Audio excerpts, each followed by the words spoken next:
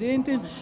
Zgjedhjet e reja janë totalisht pa nevojshme, të kushtueshme, ne tashmë e kemi një fitues të rikonfirmuar në 2 pasgjedhje brenda një viti dhe me të vërtet presim reflektim nga opozita me një kërkesë besoj gjeneroze, po tek e fundit ne jemi një demokraci parlamentare, tashmë i kemi institucionet, çka mbetet është të gjejmë një figurë konsensuale të pranueshme për gjithë neve, unifikuese. Unë jam e bindur që këto subjekte, që gjithë këto vite janë thirrë si figurë që ne kemi akademik, jemi institucionalist dhe mos të gjendet një emër jashtë strukturave aktuale politike që ta preferojnë dhe të vinë me atë emër në kuvend është e pabesueshme. Dhe besoj që qytetarët e Republikës së Kosovës tashmë e kanë shumë qartë kush e ka seriozisht, kush nuk don zgjedhje,